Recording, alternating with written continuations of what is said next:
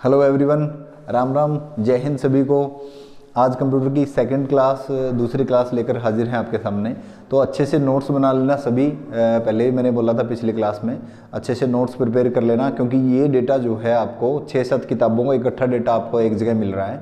Otherwise आपको 6-6, 7-7 book जो है पढ़नी पड़ेंगी। तो स्वागत है आप सभी का और करते हैं शुरू आज की क्लास। बिल्कुल फर्स्ट, कल जो हमने पढ़ा था उसमें से कुछ चीज़ें जो है वो क्या क्या थी वो बता देता हूँ मैं थोड़ा सा आपको। कल जो हमने पढ़ा था वो शुरुआत थी कि कंप्यूटर जो है सबसे पहले किस रूप में था, कैलकुलेटर के रूप में था, कैलकुलेटर के रूप में था।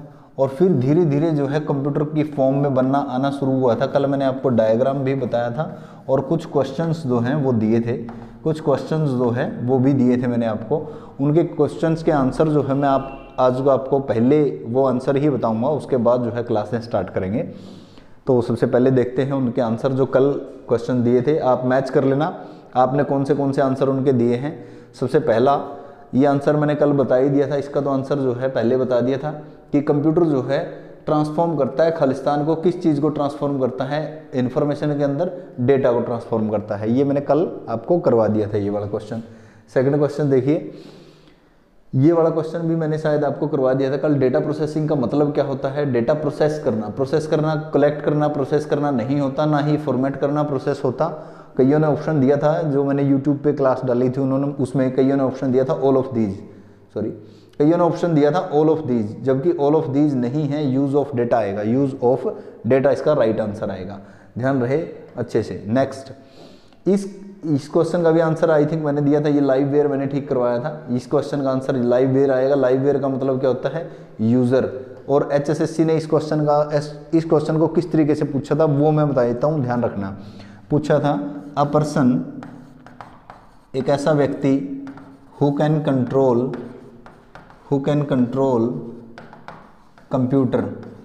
HSSC ने जो पूछा था वो ये पूछा था कि कंप्यूटर को कंट्रोल करने वाले को क्या कहा जाता है। और जो ऑप्शन थे वो डिफरेंट थे, human ware, hardware, freeware option नहीं थे। ये मैंने अपनी तरफ से क्वेश्चन बनाया है, उसके अंदर है।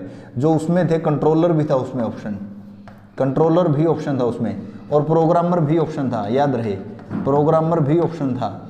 अब इसमें HSSC जो है इस तरीके के ऑप्शन देकर कंफ्यूज कर देती है। तो आपको ध्यान ये रखना है कि मेन चीज़ ध्यान रखनी है रूट, कि लाइव वेयर जो है उसको यूज़र भी कहा जा सकता है। क्योंकि जब माइक्रो कंप्यूटर था अपने पास, जब तक मिनी कंप्यूटर नहीं आया था, जब तक अपने पास माइक्रो कंप्यूटर था या फिर आपका मेन फ्रेम कंप्यूटर होते थे, जब तक 1980 के दशक की बात है, तब ये जो कंप्यूटर पे वर्क करने वाले थे, जो कंप्यूटर बनाते थे वही वर्क करते थे। यानी कि उन्हीं को पता होता था कि कंप्यूटर जो है वर्क किस तरीके से करेगा, उन्हीं को पता होता था। तो उनको जो है यूज़र, आज यूज़र हम कह रहे हैं, उनको उस टाइम जो है लाइव वेयर भी कहा जाता था, लाइव वेयर कहा जाता था। तो इसलिए ध्यान रखना लाइव वेयर। और HSSC इस प्रकार के ऑप्शन बना के देगा। कंट्रोलर, यानी कि आप सोचोगे कंट्रोल करने वाला तो कंट्रोलर होता है, या फिर प्रोग्रामर, आप सोचोगे कि प्रोग्राम जिसने बनाया वो प्रोग्रामर होगा, बट लाइव वेयर होगा। नेक्स्ट क्वेश्चन देखिए, इससे अगला क्वेश्चन है, एक व्यक्ति को कंप्यूटर का साक्षर कहा जाता है यदि वह सिर्फ सक्षम है। यानी कि ये मैंने कल आपको बताया था कि उस व्यक्ति को साक्षर कहा जाएगा कंप्यूटर, यानी कि कंप्यूटर का अक्षर ज्ञान। कंप्यूटर का अक्षर ज्ञान किसे होगा? जिसे रन नीड बेस्ड एप्लीकेशन, जिसे जरूरत की चीजें कंप्यूटर में चलानी आती होंगी, वही क्या होगा? कंप्यूटर में साक्षर होगा। यानी कि आधारित अनुप्रयोग रन की जरूरत, यानी कि जो प्रयोग करने वाली चीजें हैं उन्हीं को चलाना आता होगा, उसे हम मानेंगे कि ये कंप्यूटर में जो है साक्षर है, चीजें सीखता है। एंटीवायरस वाला नहीं आएगा, राइट प्रोग्राम का नहीं आएगा, प्रोग्रामर बन जाएगा, और हैक का नहीं आएगा, हैकर बन जाएगा। ठीक है ना। नेक्स्ट क्वेश्चन देखिए, इस क्वेश्चन का आंसर देखिए आपने क्या दिया था। A dash show how operational attributes are linked together and contribute towards realising a computers. एक खालिस्तान यह दिखाते हैं कंप्यूटर कैसे परिचालन विशेषताओं को एक साथ जोड़ा जाता है। परिचालन विशेषताओं को एक साथ कैसे जोड़ा जाता है, क्या चीज़ दिखाती है? ये दिखाता है ब्लॉक डायग्राम, जो मैंने कल आपको करवाया था। ब्लॉक डायग्राम ये क्या दिखाता है? Block diagram. एक्सटर्नल मेमोरी इस साइड, एक्सटर्नल मेमोरी, और ये था अपना CPU जिसके अंदर ALU, MU और अपने रजिस्टर होते हैं। ये आपकी इनपुट डिवाइसेस थी और ये आपकी आउटपुट डिवाइसेस थी। ठीक है ना। तो ये जो होता है ये ऑर्गेनाइजेशन होती है। क्या होता है? ये ऑर्गेनाइजेशन, ध्यान रखना कंप्यूटर का संगठन ऑर्गेनाइजेशन कहलाएगा। क्या कहलाएगा? ऑर्गेनाइजेशन, कंप्यूटर का ऑर्गेनाइजेशन कहलाएगा। फिर भी किसी को कोई डाउट है तो कमेंट बॉक्स में आप कमेंट करके बता सकते हैं कि ये डाउट है जी। नेक्स्ट क्वेश्चन देखिए, ये क्वेश्चन था आपका, इसमें पूछा था कि कंप्यूटर के घटकों के बारे में निम्नलिखित में से कथन पर विचार करना है कि इनपुट डिवाइस क्या यही होती है इनपुट डिवाइस? क्या एक डेफिनेशन दी है कि एक इनपुट डिवाइस उपयोगकर्ता से निर्देश या डेटा स्वीकार करती है, यही तो होती है इनपुट डिवाइस। बिल्कुल सही कहा इसने, आगे पढ़े भी इनको। आउटपुट डिवाइस कह रहा है कि वो होती है आउटपुट डिवाइस एक परिणाम के रूप में आउटपुट को स्वीकार करता है, बिल्कुल सही बात है। मेमोरी डिवाइस कह रहे हैं कि मेमोरी वो होती है जो क्या करती है इनपुट डिवाइस के माध्यम से इनपुट को संग्रहित यानी कि स्टोर करती है, बिल्कुल सही बात है। और सीपीयू क्या होता है? जो कंप्यूटर के प्रोग्रामों को निर्देश को पूरा करता है, बिल्कुल सही बात है। तीनों सही है, चारों सॉरी, पहला दूसरा तीसरा चौथा, तो लास्ट ऑप्शन आ जाएगा D option is the right answer. Next question देखिए, संसाधित डेटा के रूप में जाना जाता है प्रोसेस्ड डेटा। अभी बताया था आपको, क्लास में भी बताया था कल कि अपना जो डेटा है, डेटा उसको जब प्रोसेस कर दिया जाता है तो वो किस में बदल जाता है? इंफॉर्मेशन में बदल जाता है। किस में बदल जाता है? इंफॉर्मेशन में। जब डेटा पे कोई ऑपरेशन लगा दिया जाए तो वो किस में बदल जाएगा? इंफॉर्मेशन में बदल जाएगा। तो right answer information. Right answer क्या है? इंफॉर्मेशन। नेक्स्ट क्वेश्चन देखिए, full form of CPU. CPU की फुल फॉर्म पूछी है, सेंट्रल प्रोसेसिंग यूनिट इसकी फुल फॉर्म होती है। आप सभी को आई थिंक पता भी होगा इसकी फुल फॉर्म, और कोई भी फुल फॉर्म इसकी नहीं मान्य है। नेक्स्ट देखिए, if you want to improve the performance of your PC, अगर आप अपने कंप्यूटर की परफॉर्मेंस को इंप्रूव करना चाहते हैं तो किस चीज़ को बढ़ाओगे आप? मॉनिटर को बढ़ाने की क्या जरूरत है? कीबोर्ड को बढ़ाने की कोई जरूरत नहीं। जब ऑप्शन बचा है तो नन ऑफ दीज की कोई भी जरूरत नहीं। तो CPU is right answer. CPU यानी कि प्रोसेसर, सीपीयू यानी कि प्रोसेसर। अपने को किस चीज़ को बढ़ाने की जरूरत है? प्रोसेसर को बढ़ाने की जरूरत है। यानी कि प्रोसेसर अगर अपना 2.8 गीगाहर्ट्ज का है तो अपने को 3.0 गीगाहर्ट्ज का प्रोसेसर की जरूरत पड़ेगी। अब गीगाहर्ट्ज क्या होंगे ये भी मैं आपको बताऊंगा कि प्रोसेसर किस तरीके से वर्क करेगा जब हम ऑपरेटिंग सिस्टम पढ़ेंगे तीसरी क्लास के अंदर, चौथी क्लास के अंदर। अब देखिए next, identify the correct order of the stage of A data processing cycle. Data processing का जो साइकिल होता है, जैसे मैंने कल बताया था कि पहले इनपुट लेना, फिर सीपीयू के द्वारा प्रोसेस करना, फिर आउटपुट दिखाना। तो क्या है एक्चुअल में? कह रहा है कि पहले इनपुट आएगा, फिर आउटपुट, फिर प्रोसेसिंग, फिर स्टोरेज। या पहले इनपुट फिर प्रोसेसिंग होगी, फिर स्टोरेज होगा, फिर आउटपुट होगा। या पहले प्रोसेसिंग होगी, फिर इनपुट होगा, फिर आउटपुट होगा, फिर स्टोरेज होगा। तो राइट आंसर क्या होगा? पहले इनपुट होगा, फिर प्रोसेसिंग होगी, फिर आपका आउटपुट आएगा और फिर आपका स्टोरेज यूनिट पे जाएगा। यानी कि सबसे पहले तो हम कंप्यूटर में डेटा डालेंगे, फिर उसके बाद वो क्या होगा? प्रोसेस होगा, उसके बाद क्या होगा? आउटपुट डिवाइस पे जाएगा। किस पे? आउटपुट डिवाइस पे। और फिर हम उसको चाहें तो क्या कर सकते हैं? स्टोर कर सकते हैं। चाहें तो क्या कर सकते हैं? स्टोर कर सकते हैं। ना चाहें तो ना स्टोर करें, लेकिन आउटपुट डिवाइस पे एक बार जरूर जाएगा। क्योंकि आउटपुट डिवाइस पे अगर डेटा नहीं जाएगा तो हमें क्या पता चलेगा कि डेटा स्टोर क्या हुआ है या स्टोर क्या करना है, ठीक है ना। तो पहले ये ध्यान रखना, कई बार कंफ्यूजन ये हो जाती है कि पहले डेटा स्टोर होगा या आउटपुट डिवाइस पे जाएगा। पहले आउटपुट डिवाइस पे जाएगा, क्योंकि आउटपुट डिवाइस पे अगर नहीं जाएगा तो हमें पता नहीं चलेगा डेटा किस प्रकार का है और वो क्या स्टोर होगा, ठीक है ना, किस फॉर्म में है। क्लियर है बात? नेक्स्ट क्वेश्चन देख लीजिए, integral component of CPU. CPU का इंटीग्रल यानी कि अंदर का कंपोनेंट कौन सा है? कल मैंने आपको बताया था कि ये जो सीपीयू की चिप होती है इस पे 3 पार्ट होते हैं। कौन से? ALU, MU और CU। CU का मतलब बताया था मैंने आपको कंट्रोल यूनिट, MU का मतलब बताया था मेमोरी यूनिट, MU का मतलब क्या बताया था? Memory unit. और ये जो मेमोरी यूनिट है आपकी, यही है क्या? रजिस्टर। यही है क्या? रजिस्टर। इस मेमोरी के अंदर ही क्या बैठे होते हैं? रजिस्टर बैठे होते हैं। इन मेमोरी, इस रजिस्टर को ही हम क्या कह रहे हैं? मेमोरी कह रहे हैं। ये जो मैंने कल आपको डायग्राम समझाया था उसके तहत है ये। ALU जो हम कहते हैं, ALU, वो ALU अर्थमेटिक लॉजिक यूनिट है जो आपके मैथमेटिक ऑपरेशन परफॉर्म करता है या फिर लॉजिकल ऑपरेशन परफॉर्म करता है, जिसमें ये आगे, ठीक है ना, ये आगे मैं आपको बताऊँ भी, जब हम प्रोसेसर यानी कि CPU पढ़ेंगे तभी ये मैं आपको चीज़ें बताऊँ भी साथ के साथ। नेक्स्ट क्वेश्चन, ALU किस चीज़ का हिस्सा है? ये मैंने आपको अभी बताया है। ALU किस चीज़ का हिस्सा है? CPU का हिस्सा है। CU भी किसका हिस्सा है? CU भी CPU का हिस्सा है, ध्यान रहे, क्योंकि CU ALU का हिस्सा नहीं हो सकता।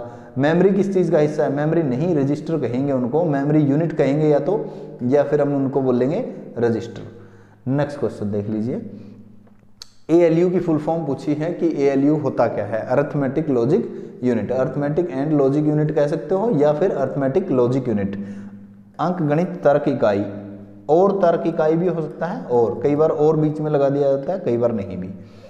नेक्स्ट क्वेश्चन देखिए, ALU किस चीज का पार्ट है। क्वेश्चन बड़े अच्छे अच्छे क्वेश्चन आ रहे हैं, एप्लीकेशन का पार्ट नहीं होता, रोम का पार्ट नहीं होता, रैम का नहीं होता, तो ALU किसका पार्ट होता है, प्रोसेसर का, जो मैंने अभी आपको बार बार बता रहा हूँ, मैं आपको इसीलिए बता रहा हूँ कि ये CPU है, CPU के अंदर 3 चीजें होती हैं, ALU, MU और CU। ध्यान रखना, ALU के अंदर 3 चीजें होती हैं, सॉरी CPU के अंदर 3 चीजें, ALU, MU और CU। नेक्स्ट क्वेश्चन देख लीजिए। आज शुरू करते हैं हम इवोल्यूशन ऑफ कंप्यूटर, कंप्यूटर का विकास शुरू कर लेते हैं। कंप्यूटर का विकास कैसे हुआ, कहाँ से कौन सा क्वेश्चन बना और कहाँ से कौन से क्वेश्चन बन सकते हैं जनरेशन से पहले का कंप्यूटर, यानी कि आज की क्लास में हम देखेंगे कि जनरेशन से पहले का जो कंप्यूटर है वो किस प्रकार का कंप्यूटर था, किस प्रकार के कैलकुलेटर थे, किस किस ने क्या क्या चीज़ बनाई, किस किस में क्या क्या चीज़ जो है अपडेट हुई, वो सारी चीज़ें आज की क्लास में हम देखने वाले हैं। फर्स्ट, शुरुआत जो हुई है वो कैसे हुई शुरुआत, तेजी से गणना करने वाले उपकरणों का विकसित करने के लिए कई प्रयास किए गए, यानी कि मैथमेटिकल कैलकुलेशन करने के लिए बहुत सारे प्रयास किए गए। किसी ने कैलकुलेटर बना दिया, किसी दूसरे ने उससे तेज बना दिया, किसी तीसरे ने एक ने बनाया था जोड़ घटा करने वाला, तीसरे ने मल्टीप्लिकेशन वाला भी बना दिया, चौथे ने डिवीजन करने वाला भी बना दिया। तो इस तरीके से बहुत प्रयास किए गए अलग अलग कैलकुलेटर बनाने के जो फास्ट हों, यानी बहुत पहले डिवाइस अबैकस से शुरू, यानी कि शुरू कहाँ से हुई, अबैकस से शुरू हुए। मैनी अटेम्प्ट्स वर मेड, बहुत सारे अटेम्प्ट किए गए to develop faster calculating device, बहुत सारी फास्ट कैलकुलेशन डिवाइस के अटेम्प्ट किए गए थे, उनमें से अबैकस एक है जो सबसे पहला है। देख लेते हैं अबैकस। अबैकस का आपको पता ही है, आई थिंक सभी को पता है, बोलते हैं कि 3000 ईस्वी पूर्व इसका इजाद हुआ था, चाइना ने इसका इजाद किया था, पिछली क्लास में मैंने आपको बताया था। बट NCERT क्या कहती है, अबैकस की खोज जो है वो मेसोपोटामियन ने की थी, अबैकस की खोज जो है मेसोपोटामिया वासियों ने की थी लगभग 3000 ईसा पूर्व। बाद में चीन ने इसमें सुधार किया था, ध्यान रखना, चीन जो था उसने इसमें सुधार किया था, लेकिन सभी किताबों में जो दिया मिलेगा वो चीन दिया मिलेगा। इसका ओरिजिन कहाँ से मिलता है, वो चीन से मिलता है, नेट से सर्च करोगे चीन से मिलेगा, ठीक है ना। तो मेन जो है इसका चाइना माना जाता है। अगर ऑप्शन में आ भी जाए आपको तो फिर भी आई थिंक चाइना आपने करना है, अगर मेसोपोटामिया ऑप्शन में नहीं है तो। अगर मेसोपोटामिया ऑप्शन में है तो ये NCERT कहती है कि मेसोपोटामिया वासियों ने इसका इजाद किया था। क्लियर बात। नेक्स्ट देखिए, ये अबैकस है। अबैकस जो डिवाइस है जो आजकल आप यूज़ करते हो, पिछली क्लास में भी मैंने आपको दिखाया था, जो वैदिक मैथ पढ़ते हो आप, वैदिक मैथ, उसमें भी इसका प्रयोग किया जाता है फास्ट कैलकुलेशन के लिए, फास्ट कैलकुलेशन के लिए इसका प्रयोग किया जाता है। इधर से ये शुरू होता है 1 2 3 4 इस साइड से, ऐसे इस तरीके से जैसे भी होगा वो वैदिक मैथ जो पढ़ाते हैं आपको वो अच्छे तरीके से बता सकते हैं इसको, डिवाइस को। नेक्स्ट देखिए, नेक्स्ट जो आया 1617 के अंदर, 1617 के अंदर ही शुरुआत हम मानेंगे कि 1617 से शुरुआत कर लेते हैं। वो तो 3000 ईस्वी पूर्व था, जो अबैकस स्थापना 3000 ईस्वी पूर्व था। ये क्या आया, Napier's logs and bones, Napier logs and bones, ये हड्डियां नहीं आएगा, यहाँ पे बोन्स ही लिखा जाएगा, लॉग्स एंड बोन्स, बोन्स लिखा जाएगा, बोन्स, ये बोन्स लिखा जाए, सॉरी जी, देख लीजिए। तो जॉन नेपियर है ये, जॉनी नहीं है, जॉन नेपियर द्वारा लॉगरिदम का आइडिया विकसित किया गया। लॉगरिदम जो हम लोग लिखते हैं ना, ये वाला लॉगरिदम जो लिखते हैं, लॉगरिदम का आइडिया विकसित किया, किसने विकसित किया, जॉन नेपियर ने विकसित किया।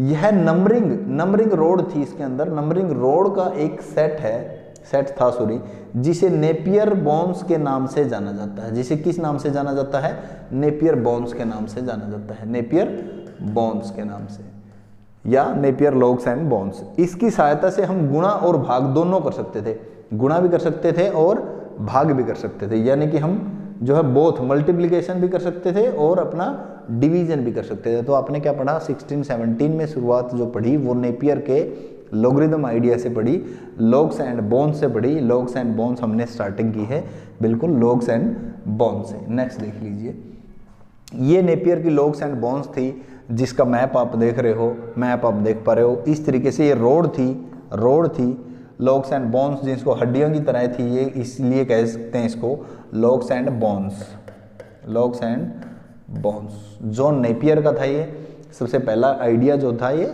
जॉन नेपियर का था, उन्होंने ये जो है 1617 में दिया था, ध्यान रखना इसका। नेक्स्ट है पास्कलाइन, पास्कलिन भी कह देते हैं इसको, पास्कलाइन भी कह देते हैं, पास्कलाइन। ये बड़ा इंपॉर्टेंट है, ये बड़ा इंपॉर्टेंट है, स्टार लगा लेना इसको, ये बहुत ही इंपॉर्टेंट है आपका। फ्रांसीसी गणितज्ञ था, फ्रांसीसी थे ये फ्रांस के थे, फ्रांसीसी गणितज्ञ थे, मैथमेटिशियन थे। मैंने आपको पहले भी बताया कंप्यूटर वाले जितने ही मिलेंगे सारे के सारे मैथमेटिशियन मिलेंगे, सारे के सारे ही मैथमेटिशियन मिलेंगे आपको। इसने 1642 में, उसने कितने में 1617 में, इसने 1642 के अंदर एक एडिंग मशीन का आविष्कार किया था। एडिंग मशीन, एडिंग मशीन मतलब जोड़ करने वाली, घटा करने वाली, जोड़ने वाली। यह गियर से बना था, गियर थे इसके अंदर, गियर दिखाऊंगा मैं चित्र इसका भी आपको, गियर यूज होते थे इसके अंदर। इसका उपयोग जो है नंबर को जल्दी जोड़ने के लिए किया गया था, नंबर को जल्दी जोड़ने के लिए इसका उपयोग जो है किया गया था।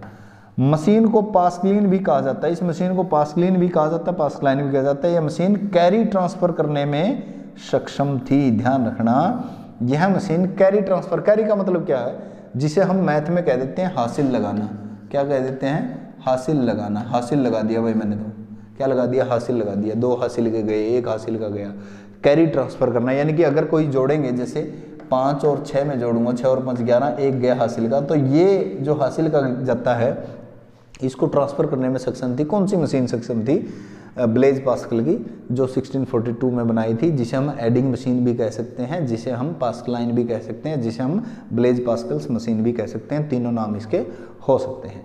अब इससे संबंधित HSSC ने एक क्वेश्चन तो पूछ लिया है पहले से ही, हो सकता है 1642 का भी पूछ ले, हो सकता है आपको कैरी एडिंग मशीन का भी पूछ ले, क्योंकि ये मैटर जो है आपको NCERT का मैं प्रोवाइड करवा रहा हूँ। तो क्वेश्चन पास्कलिन जो है किस प्रकार की थी, ये गियर थे इसके अंदर, गियर से होते थे इस प्रकार से, ये पास्कलिन मशीन थी। और इसमें जो कैरी ट्रांसफ़र करने का, कैरी जो है ट्रांसफ़र करने का क्या था, ऑप्शन था, जो हासिल के जाते हैं वो ऑप्शन होता था। नेक्स्ट आ जाते हैं, HSSC में क्या क्वेश्चन पूछा गया था। ये HSSC के अंदर जो है क्वेश्चन पूछा गया था, क्या पूछा गया था, प्रीवियस ईयर का क्वेश्चन है ये। Blaise Pascal is related to, Blaise Pascal जो है इनसे संबंधित है, किससे संबंधित है, बैंक से संबंधित है, कंप्यूटर से संबंधित है, परिकलन यंत्र से संबंधित है, इनमें से कोई नहीं। अब परिकलन यंत्र आपको यहाँ तो समझ में नहीं आएगा, लेकिन यहाँ समझ में आ जाएगा इंग्लिश में कि एडिंग मशीन, क्योंकि इसकी शुद्ध हिंदी करके लिख दी परिकलन यंत्र, वो नहीं समझ में आएगा। अब एडिंग मशीन वैसे तो कंप्यूटर से लगा देते हैं निशानी, आपकी कंप्यूटर से संबंधित है, बट एडिंग मशीन से संबंधित है। एडिंग मशीन आपकी क्या होती है, जोड़ करने वाली मशीन, जो आपकी पास्कलिन है। क्या है, पास्कलिन है, ठीक है, ये बात थी, ये क्वेश्चन था HSSC ने जो पूछा था। नेक्स्ट देख लिए, अगर यहाँ एडिंग मशीन नहीं होता फिर कंप्यूटर ऑप्शन अपना सही था, फिर कंप्यूटर ऑप्शन अपना करेक्ट था। नेक्स्ट देख लीजिए, लेबनीज कैलकुलेटर, लेबनीज कह सकते हैं इसको, और हिंदी में जो है लिब्टिंज भी कह देते हैं, हिंदी में जो है, हिंदी गूगल ट्रांसलेट करके बना देता है भैया, लेबनीज कैलकुलेटर भी कह देते हैं, लेबनीज कैलकुलेटर। 1673 पहला, जो बिल्कुल पहला हमने किया, सॉरी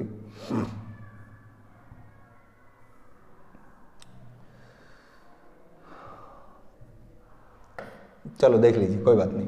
देखो, जो सबसे पहला हमने किया वो 1617 की बात की थी, फिर हमने 1642 की बात की थी, अब 1673 पे हम आ चुके हैं, 1673 पे हम आ चुके हैं, 1673 की बात हम कर रहे हैं। 1617 में सबसे पहले जो है नेपियर का लॉग एंड बोन्स हमने पढ़ा, फिर हमने पास्कलाइन पढ़ा 1642 ईस्वी में, अब 1673 ईस्वी में हम जो पढ़ रहे हैं वो लिबनीज कैलकुलेटर पढ़ रहे हैं, ये भी ध्यान रखने जरूरी है। ये जर्मन के थे, ये जर्मन के थे, गणितज्ञ थे, ये भी मैथमेटिशियन थे अपने, कैसे थे, मैथमेटिशियन थे, वो फ्रेंच थे, ये जर्मन है।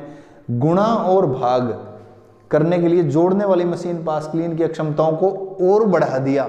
जो पास्कलिन थी 1642 में, उसको इन्होंने और इम्प्रूवमेंट कर दिया, उसमें संख्याओं को जोड़कर गुणन किया गया, यानी कि multiplication was done by repeating addition number, ध्यान रहे, repeating addition number. Repeating addition number का क्या मतलब है? रिपीटिंग एडिशन नंबर का मतलब है कि अपने मैथ में हो चाहे कंप्यूटर में हो, दो ही ऑपरेशन परफॉर्म होते हैं, तीसरा कोई ऑपरेशन ही नहीं होता। होता हो तो आप बता देना। दो ऑपरेशन कौन से? या तो जमा होता है या घटा होता है। गुना नाम की कोई चीज ही नहीं होती, ना ही कोई भाग नाम की कोई चीज होती। आगे जितने भी ऑपरेशन है उन नाम की कोई चीज ही नहीं होती। या तो मैथ में जमा होगा या घटा होगा, अदरवाइज कोई चीज ही नहीं होती। अब रिपीटिंग एडिशन यानी कि दो प्लस दो यानी कि 2 3 बार जोड़ा गया है। कितने बार जोड़ा गया है? 3 बार, 2 3 6। रिपीटिंग एडिशन यानी कि बार बार ऐड करके उन्होंने बता दिया कि बार बार ऐड करना ही तो गुना है, और ये कंप्यूटर में इस तरीके से परफॉर्म होगा। तो ये जर्मन थे और वो फ्रेंच थे। तो इन्होंने क्या किया था? पास्कलिन की क्षमता को बढ़ाया था और संख्याओं को जोड़कर गुणन यानी कि मल्टीप्लिकेशन की है रिपीटिंग एडिशन से। नेक्स्ट देख लीजिए, ये लेibniz का कैलकुलेटर है। लेibniz का जो अभी मैंने बताया जी, इसमें जो है बार बार रिपीटिंग ऑपरेशन से क्या की गई? मल्टीप्लाई की गई। रिपीटिंग ऑपरेशन से मल्टीप्लिकेशन परफॉर्म की गई है। क्लियर है? नेक्स्ट देख लीजिए, पंच्ड कार्ड। अब इसके बाद जो है पंच्ड कार्ड आए। अब पंच्ड कार्ड अप्रोक्सीमेट जो है 1642 में भी कह देते हैं, 1644 में भी कह देते हैं, हम 1673 पे आए हुए हैं। ठीक है ना? देख लीजिए, कोई बात नहीं। एक छिद्रित कार्ड भी पंच कार्ड या छिद्रित कार्ड एक कठोर कागज का टुकड़ा होता है, एक कागज का टुकड़ा होता था जिसका उपयोग जो है पहले से निर्धारित पदों में छिद्रों की उपस्थिति या अनुपस्थिति, यानी कि एक इस प्रकार का कोई कार्ड था, उसमें कुछ छिद्र किए जाते थे, छेद किए जाते थे। उन छेद का होना न होना कुछ डेटा को होना न होना रिप्रेजेंट करता था। डिजिटल डेटा को शामिल करने के लिए क्या किया जा सकता है? डिजिटल डेटा यानी कि 0 और 1 की फॉर्म में जो डेटा होता था उसको पढ़ने के लिए काम में लेकर आया गया कौन चीज? Punch card, punched card. इसको पंच कार्ड भी बोल देते हैं, पंच कार्ड, और पंच्ड कार्ड भी बोल देते हैं ईडी लगा के। ठीक है ना? Punch card also punch card भी कहा जाता है और पंच्ड कार्ड भी। पीस ऑफ स्टिफ पेपर, एक कठोर पेपर का ये टुकड़ा होता है, that can be used to contain digital data represented by the presence and absence of hole predefined position, यानी कि ये पहले से डिफाइन पोजीशन की गई है और इनमें डिजिटल डेटा कौन सा डेटा होता है? 0 और 1 की फॉर्म में, 0 और 1 की फॉर्म में। उनका होना और न होना, ये दोनों चीज जो है इस पेपर पे दिखाई जाती थी। देख लीजिए, पंच्ड कार्ड जो है 1800 के दशक में आया था। 1642 जो है शुरुआत भी मानी गई है। एक लूम जो आया था वो 1642 के अंदर आया था, वो भी कह सकते हैं, और ये भी जो है इसके अंदर हो सकता है।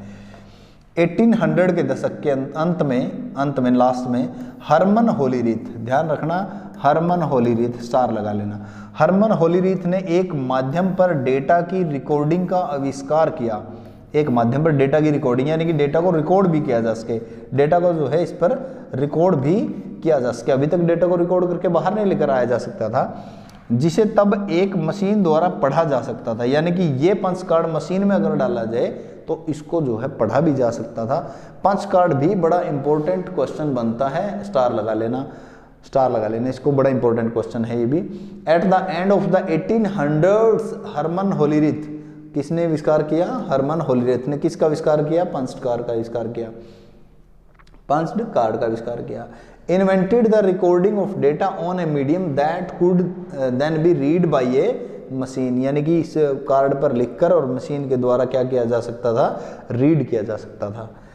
नेक्स्ट देखिए, ये पंच्ड कार्ड है। इस तरीके से मैंने पहले बताया कि स्टिफ पेपर होता था, एक सख्त जो है पेपर होता था, कागज होता था, और इस पर कुछ छेद होते थे, कहीं कहीं सुराख होते थे, जो किस चीज़ को दर्शाते थे? डिजिटल डेटा को, यानी कि 0 और 1 को दर्शाते थे। या तो 0 उनके अंदर होती या 1 उनके अंदर, यानी कि ऐसा सुपोज किया गया कि 0 हो सकता है, 1 हो सकता है। ये जरूरी नहीं है। ये जो पंच कार्ड है, पंच कार्ड का आविष्कार करने वाले बहुत सारे थे, कोई जरूरी नहीं है। स्टार्टिंग हरमन होलीरीथ ने की थी, स्टार्टिंग जो है वो हरमन होलीरीथ ने की थी। ये पंच कार्ड हरमन होलीरीथ का नहीं है, जो आप देख रहे हो ये किसी और का। हरमन होलीरीथ का कार्ड जो है वो नहीं मिला। तो ये इस तरीके से हर कार्ड कह सकते हैं, पंच्ड कार्ड जो है इस तरीके से वर्क करता है। इसके बाद हम पढ़ेंगे डिफरेंस इंजन। अभी तक हम जो पढ़ चुके हैं 1617, 1642, 1673, फिर 1800 ईस्वी, 1800 के अंत में आ चुके थे, लेकिन ये 1822 ईस्वी में किसने आविष्कार कर दिया? डिफरेंस इंजन का आविष्कार कर दिया। बड़ा ही इंपॉर्टेंट है डिफरेंस इंजन, स्टार लगा लेना, बहुत इंपॉर्टेंट है। अंग्रेजी गणितज्ञ था, पहला फ्रेंच था, दूसरा जर्मन था, फिर तीसरा ये अंग्रेजी गणितज्ञ आ गया, ठीक है ना। पहला फ्रेंच था, दूसरा जर्मन था, ये इंग्लिश वाला आ गया। ऐसा क्वेश्चन नहीं पूछेगा, हालांकि फिर भी आपको बता दूं क्योंकि ये इंपॉर्टेंट है, बहुत इंपॉर्टेंट है, इससे क्वेश्चन बन सकता है। क्योंकि ये किसने बनाया था? जिसे हम कंप्यूटर का पिता कहते हैं, चार्ल्स बेबेज ने बनाया था। कि क्या कहते हैं हम इसे? कंप्यूटर का पिता कहते हैं, पिता, कंप्यूटर का पिता, कंप्यूटर का पिता कहते हैं इसे हम। किसे? चार्ल्स बेबेज को। और इसने बनाया था ये डिफरेंस इंजन बनाया था, ठीक है ना। तो एक डिफरेंस इंजन नामक एक मशीन विकसित की थी जो विभिन्न गणितीय कार्यों की गणना कर सकती है, बहुत सारे कैलकुलेशन कर सकती है, बहुपदीय उत्क्रमण कर सकती है और अंतर समीकरणों का प्रदर्शन कर सकती है। अंतर समीकरणों को यानी कि पोलिनोमियल या इक्वेशन वगैरह सॉल्व कर सकती है। इंग्लिश मैथमेटिशियन थे चार्ल्स बेबेज। डेवलप्ड ए machine called difference engine. Difference engine का आविष्कार किया 1822 ईस्वी में। Which could calculate various mathematical function, do polynomial evaluation and could perform differential equation. Differential equation भी ये परफॉर्म कर सकती थी। जो मैथ में डिफरेंस इक्वेशन वगैरह आप सॉल्व करते हो, वो ये चीज सॉल्व कर सकती थी। कौन? Difference engine. कौन परफॉर्म कर सकता था? Difference engine. कब आया था? 1822 में। किसने आविष्कार किया था? चार्ल्स बेबेज ने। और पोलिनोमियल इक्वेशन, पोलिनोमियल कह सकते हैं, कौन सॉल्व कर सकता था? ये भी डिफरेंस इंजन सॉल्व कर सकता था। तो क्लियर है आई थिंक सभी को? सॉरी,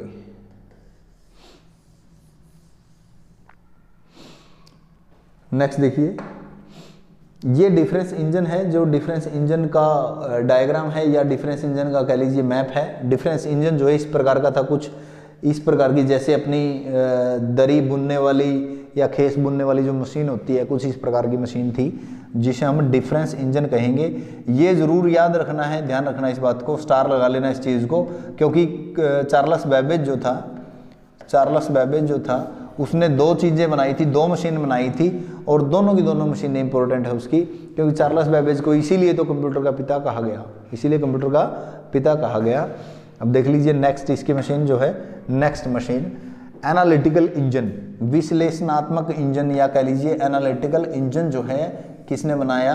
ये भी चार्ल्स बेबेज ने बनाया, चार्ल्स बेबेज ने बनाया। हालांकि इसकी तारीख मैंने नहीं लिखी, लेकिन किसी किताब में इसकी तारीख 1833 दी मिलेगी, किसी किताब में इसकी तारीख 1842 दी मिलेगी, ठीक है ना। अलग अलग किताब में अलग अलग कहती है, इसलिए मैंने इसकी तारीख नहीं लिखी, क्योंकि एनसीईआरटी इसकी तारीख नहीं बताती, ठीक है। वैसे ओरिजिनल अगर आपको बताऊं 1842 जो है ओरिजिनल बुक के अनुसार है, ओरिजिनल बुक के अनुसार जो है वो 1842 है, ठीक है ना। चार्ल्स बेबेज ने एनालिटिकल इंजन तैयार किया था, एनालिटिकल इंजन तैयार किया जो बाद में आधुनिक कंप्यूटर का आधार साबित हुआ। बड़ा इंपॉर्टेंट पॉइंट है, आधुनिक कंप्यूटर का आधार साबित हुआ। यह मशीन सभी 4 अंक गणितीय कार्यों के साथ तुलना कर सकती है। ये जो 4 डिजिट कैलकुलेशन कर सकती थी। देख लीजिए, Charles Babbage design analytic engine which later proved to be the basis of modern computer. Modern computer का बेस कहलाया। This machine could perform all 4 mathematic operation as well as comparison. 4 operation तो कर ही सकती थी मैथमेटिक के, plus minus multiplication division, plus minus multiplication division, ये तो कर ही सकती थी। साथ के साथ कंपैरिजन भी कर सकती थी, कंपैरिजन भी कर सकती थी। कंपैरिजन का मतलब है तुलना करना, तुलना भी कर सकती थी। और ये बड़ा ही इंपॉर्टेंट पॉइंट बनता है यहाँ से एनसीईआरटी के अकॉर्डिंग। जब आपसे पूछा जाएगा 3 क्वेश्चन कि मॉडर्न कंप्यूटर का पिता कौन है, मॉडर्न कंप्यूटर साइंस का पिता कौन है, डिजिटल कंप्यूटर का पिता कौन है, इलेक्ट्रॉनिक कंप्यूटर का पिता कौन है, फर्स्ट डिजिटल कंप्यूटर कौन सा था, फर्स्ट जनरल पर्पज कंप्यूटर कौन सा था, तो वहाँ से ये जो बातें कंप्लीट होंगी वो यहाँ से कंप्लीट होंगी। ध्यान रखना, ये कंपैरिजन करना भी स्टार्ट कर दिया था, यानी कि जो अपना ALU था उसने लॉजिकल ऑपरेशन परफॉर्म करना स्टार्ट कर दिए थे अर्थमेटिक के साथ, इसलिए इसको कहा गया father of computer. Father of computer कौन है? Father of computer Charles Babbage. Charles Babbage father of computer कहा गया। नेक्स्ट देखिए, ये एनालिटिकल इंजन था। जो इंजन इस प्रकार का बना था, ये कंप्यूटर के तौर पे रिप्रेजेंट किया गया, यानी कि कह लीजिए कि बेस ऑफ कंप्यूटर, आधुनिक मॉडर्न कंप्यूटर का बेस जिसे कहा गया वो ये था, जो चारों ऑपरेशन अर्थमेटिक के परफॉर्म करता था, अर्थमेटिक के चारों ऑपरेशन परफॉर्म करता था और कंपैरिजन भी कर सकता था, कंपैरिजन भी कर सकता था। बड़ी बात है कंपैरिजन करना, अभी तक कंपैरिजन नहीं हुआ था, किसी भी ऐसी मशीन नहीं बनी थी जो दो संख्याओं का तुलना कर सके, ऐसी मशीन नहीं बनी थी, तो इन्होंने ये जो है मशीन बना दी थी। कौन सी मशीन थी? एनालिटिकल इंजन जिसका नाम है, ये मशीन थी। इसके बाद आया मार्क 1, इसके बाद आया मार्क 1 कंप्यूटर। हमने 1617 पढ़ा, 1642 पढ़ा, देन 1673 पढ़ा, देन 1800 पढ़ा, देन 1822 पढ़ा, देन 1833 या और 1842 पढ़ा। अब आ जाते हैं 19 की ईस्वी में, 1944 1944 की बात करते हैं। 1617, 1642, 1673, 1800, 1822, 1842 हम पढ़ चुके हैं। अब देखते हैं कि ये हम जो पढ़ रहे हैं वो कंप्यूटर का इवोल्यूशन, यानी कि कंप्यूटर धीरे धीरे जो है कंप्यूटर कब बना, स्टार्टिंग कहाँ से हुई थी, वो स्टार्टिंग करते करते हम यहाँ पहुँच चुके हैं।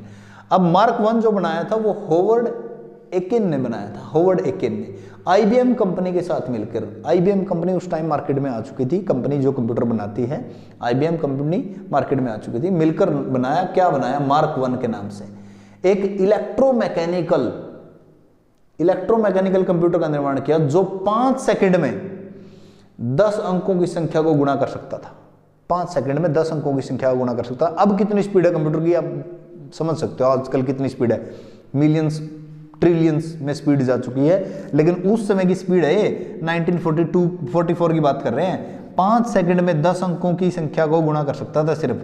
यह पूर्व कामदेशित निर्देशों को बिना किसी मानवीय हस्तक्षेप के स्वचालित रूप में निष्पादित कर सकता था, मतलब यानी कि बिना ह्यूमन इंटरफेस के, यानी कि हमें इसको कहने की जरूरत नहीं पड़ती थी, एक बार स्टार्ट कर दिया ये अपने आप जो है काम को एग्जीक्यूट कर सकता था। इंग्लिश में पढ़ सकते हैं। होवर्ड एकिन जो है कोलैबोरेशन के साथ बनाया था इन्होंने, IBM के कोलैबोरेशन के साथ। इलेक्ट्रोमैकेनिकल कंप्यूटर था ये, इलेक्ट्रोमैकेनिकल, अभी तक इलेक्ट्रिकल नहीं आया था, इलेक्ट्रॉनिक नहीं आया था, इलेक्ट्रोमैकेनिकल था ये, मशीन थी ये। मार्क 1 इसका नाम दिया था। मल्टीप्लाई ये कर सकता था, 10 डिजिट को नंबर को मल्टीप्लाई कर सकता था, 5 सेकंड में मल्टीप्लाई कर सकता था। और इसमें पहले से बनी बनाई प्रोग्राम जो है, इंस्ट्रक्शन जो है वो चलाई जा सकती थी automatic, without any human intervention, बिना ह्यूमन इंटरवेंशन के चलाई जा सकती थी। किस में चलाई जा सकती थी? मार्क 1 में चलाई जा सकती थी। किसने बनाया था? होवर्ड एकिन ने बनाया था। कब बनाया था? 1944 के अंदर बनाया था। ये मार्क 1 है, मार्क 1 का कंप्यूटर है। ये सारे कंप्यूटर जो होते थे, मैं पहले ही बता दिया आपको, ये सारे मेन फ्रेम कंप्यूटर या फिर आपके ये सुपर कंप्यूटर के रूप में होते थे। ऐसा नहीं था कि माइक्रो कंप्यूटर आ गया था, वो मैं आपको बाद में डिस्कस करूंगा।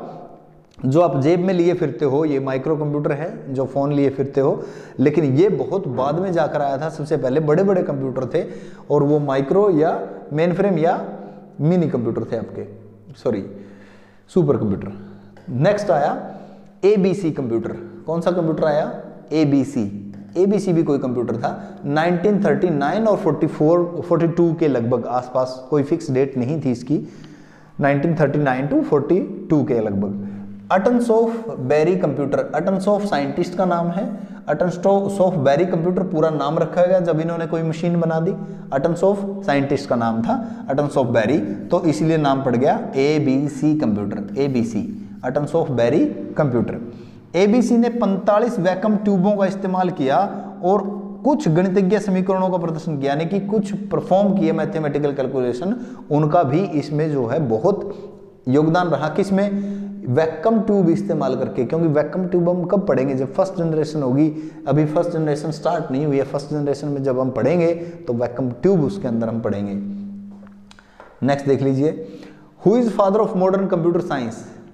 लास्ट क्वेश्चन आ जाता है अभी आपके लिए, who is father of modern computer science. अभी मैंने आपको बताया दो क्वेश्चन बन जाते हैं। Who is father of computer, who is father of computer, who is father of modern computer, who is father of modern computer, who is father of modern computer science. ठीक है ना, तो ये 3 क्वेश्चन बन जाते हैं। हालांकि ये वाला क्वेश्चन जो है इससे रिलेट कर दिया जाता है, ये क्वेश्चन जो है इससे रिलेट कर दिया जाता है। ठीक है ना, बहुत सारों को जब मैंने एक बार ये यूट्यूब पे बढ़ाया था, बहुत सारे कमेंट आए थे कि सर ये नहीं होता, फादर ऑफ मॉडर्न कंप्यूटर जो है वो चार्ल्स बेबेज नहीं है, वो एलन ट्यूरिंग है, वो कंप्यूटर साइंस है। ध्यान रखना भाई, आप भी ध्यान रखना, जब भी आप सर्च करोगे किसी भी सर्च करोगे या गूगल पे सर्च करोगे या बुक में सर्च करोगे, father of modern computer science जुड़ा है साथ में, तो एलन ट्यूरिंग है। कौन है? एलन ट्यूरिंग है, एलन ट्यूरिंग। हालांकि कई बार जो है एग्जामिनर इस तरीके से दे देता है, कंप्यूटर साइंस लिखना भूल जाता है, मॉडर्न कंप्यूटर दे देता है, और ऑप्शन में एलन ट्यूरिंग हो तो एलन ट्यूरिंग ही रहेगा। अगर ऑप्शन में दोनों हो, चार्ल्स बेबेज भी हो, एलन ट्यूरिंग भी हो, फिर मैं एनसीईआरटी के बेस पे ये कह सकता हूं कि मॉडर्न कंप्यूटर का पिता जो है वो कौन है? चार्ल्स बेबेज है, चार्ल्स बेबेज है। एनसीईआरटी के बेस पे मैं कह रहा हूं, नोट लगा के कह रहा हूं, ये एनसीईआरटी कहती है, मैं नहीं कह रहा ये बात। एनसीईआरटी ने क्या कहा था कि एनसीईआरटी ने कहा था कि ये मॉडर्न कंप्यूटर का बेस है। क्या? Analytical engine. कब बनाया था एनालिटिकल इंजन? 1842 या 1833, और उसको बेस माना। क्यों माना बेस? क्योंकि वो चारों तो मैथमेटिकल कैलकुलेशन परफॉर्म कर सकता था, साथ में कंपैरिजन भी कर सकता था, जो कि मॉडर्न कंप्यूटर का बेस है। लेकिन एक्चुअल में जो साइंस दी है वो एलन ट्यूरिंग ने दी है, ये ध्यान रखना। एक्चुअल में जो कंप्यूटर बनाया, जो कंप्यूटर काम कर सकता था, जो कंप्यूटर काम आज कर सकता है, जो एलन ट्यूरिंग ने बनाया था, वो उस समय भी वर्क कर सकता था। तो ये ध्यान रखना थोड़ा सा। फादर ऑफ कंप्यूटर कौन है? चार्ल्स बेबेज है। कौन है? चार्ल्स बेबेज है। Father of computer Charles Babbage है। ये स्टार्टिंग में मैंने आपको करवाया था, एलन ट्यूरिंग भी मैंने स्टार्टिंग में आपको करवाया था, लेडी ऑगस्टा एडा फर्स्ट प्रोग्रामर थी, वो भी मैंने आपको स्टार्टिंग में करवाया था। और इसके बाद जो भी चीज़ें आएंगी, अब जो है जनरेशन स्टार्ट होगी। ठीक है ना, इसके बाद जो होगा वो आपकी जनरेशन स्टार्ट होगी। अगली क्लास में हम जो पढ़ेंगे वो जनरेशन पढ़ेंगे, इससे नेक्स्ट क्लास होगी जो अपनी, वो जनरेशन को लेकर होगी। आज के लिए इतना ही था। आज की क्लास के क्वेश्चंस जो हैं वो नहीं बनते, क्वेश्चंस जो मैं आपको जनरेशन की क्लास के दूंगा, क्वेश्चन जनरेशन कंप्लीट होने के बाद दूंगा। जनरेशन जब हम कंप्लीट कर लेंगे, जनरेशन के साथ साथ मैं आपको बहुत सारे क्वेश्चन जो हैं वो देने वाला हूँ। और आज के लिए इतना ही था। क्लासें जो है कैसी लग रही हैं, आपके कमेंट जरूर आने चाहिए। चीज़ें समझ में आ रही हैं कि नहीं आ रही हैं, वो चीज़ें भी आपने ज़रूर बतानी है।